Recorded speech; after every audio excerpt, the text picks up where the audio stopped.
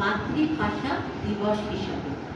এই দিনটার সূত্রপাত ঘটেছিল 1952 সালের 21শে ফেব্রুয়ারি, যখন বাংলাদেশের কিছু তরুণ ছাত্র বাংলা ভাষার মর্যাদার দাবিতে এক বৃহৎ আন্দোলনে নেমেছিলেন।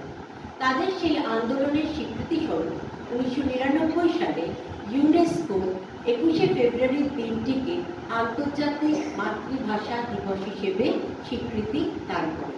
আজকে আমরা সেই ভাষা দিবস বা আন্তর্জাতিক মাতৃভাষা দিবস হিসেবে দু চার কথা শুনব তোমাদেরই বন্ধুদের কাছ থেকে।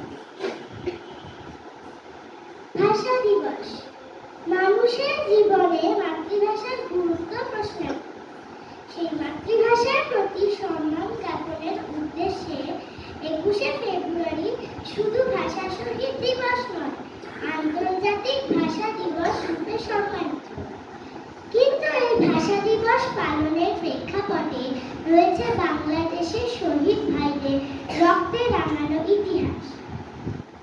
1947 সালের 15ই আগস্ট দ্বিজাতি তত্ত্বের ভিত্তিতে স্বাধীন হল দ্বিখণ্ডিত ভারত ও পাকিস্তান।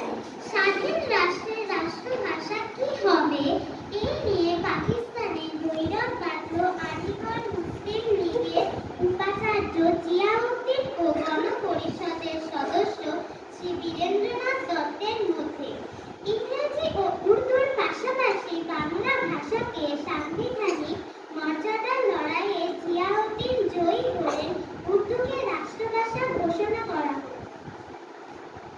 স্বভাবতই ভাষার অধিকারের জন্য দেশভাগের পরই শুরু হলো সংগ্রাম। এই সংগ্রামকে হাতিয়ার করে রাজনৈতিক, অর্থনৈতিক, সাংস্কৃতিক আন্দোলন শুরু হলো 21শে ফেব্রুয়ারি 1952 সালে।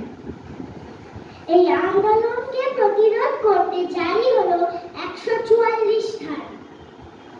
মাতৃভাষার জন্য শুরু হলো এক রক্তক্ষয়ী সংগ্রাম।